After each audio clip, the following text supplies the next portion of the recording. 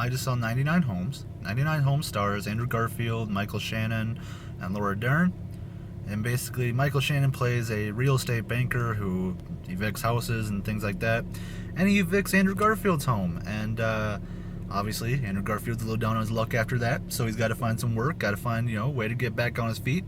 What does he do? He ends up working for Michael Shannon in the bank. And he starts to do the things that Michael Shannon did to him.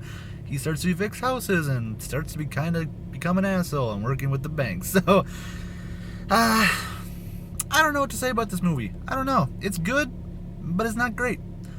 The acting is good. I'll say that. The acting is great. Andrew Garfield is just magnificent. I mean, when I think of Andrew Garfield, I think of The Amazing Spider-Man and all that crap, But this kid can act. He can definitely act. He gives a really, really great performance in this movie. No question about it. So does Michael Shannon. He is just plays the asshole, and he plays it very well. Very, very well. And Laura Dern, too. She always is good in her roles, and she was great in this one, too. So the acting overall is really, really great.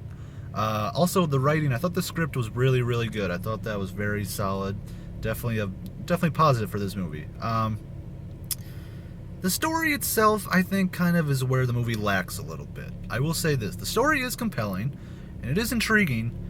It's just, unfortunately, it's not really as emotionally charged as I thought it was going to be. Because when I saw this trailer, I was like, man, this movie's going to be powerful. It's going to be incredible, probably. I mean, I kind of thought, looking at the trailer, that maybe this thing's got some Oscar contention behind it or something. But, nah, it just doesn't. I don't know. The story's just a little boring at times. I mean, it becomes a little flat and kind of becomes a little stale and kind of becomes a little too repetitive.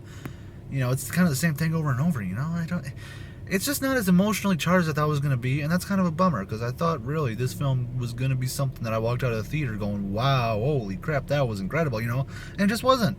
It's just a little flat and a little stale at points, and, I think that's where the movie does lack a lot. Also, this movie, I don't know. This is going to sound weird, but it kind of feels like something you'd rather see on cable, It almost seems like something that you would see on Lifetime or something like that. It doesn't really seem like a movie theater movie at all, if that makes sense. But, I don't know. The movie itself, it's good, but it's not great. The acting is really good. The script is pretty damn good. The directing, for the most part, I thought was good. The cinematography is kind of weird, but you don't really care about the cinematography in this film. But I'm getting too technical with it now. But the storyline itself does lack a little bit. I mean, it's an intriguing story, and it's, an interesting one at that, but it's just not as powerful as I thought it was going to be. Not as emotionally charged as I thought it was going to be. And in the end, it kind of feels a little lacking. I mean, I will say this, though. The end scene was very intense, and this movie is intense. I mean, it has tension, no question about it. It does a great job of building the tension and making you feel, certain emotions, but I don't know, it just doesn't hit as hard as it should, I think, It doesn't leave you speechless or anything like that. It doesn't really, I don't know.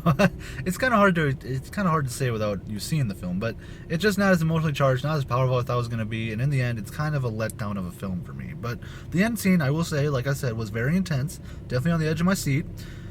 Definitely, some tension for sure in the final scene, but also the final scene does feel a little lacking. When the movie ended and the credits started rolling, I was like, that was it?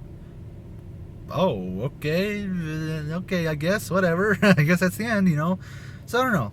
The movie itself feels a little underwhelming and feels like it had a lot more potential to be a really great film that ended up just kind of becoming a pretty okay film. So I don't know. 99 Homes, it's good, but it's not great. It has good acting, a good script, pretty good directing, but for the most part, the story is where it lacks a little bit. It's just not as emotionally charged as I thought it was going to be. Isn't as powerful as I thought it was going to be. And in the end, kind of is a little bit of a letdown. So 99 Homes, I'm stuck between a 2.5 and a 3, so I'm going to give it a 2.8 out of 5. I don't know. It's nothing I recommend you run out to the theater for.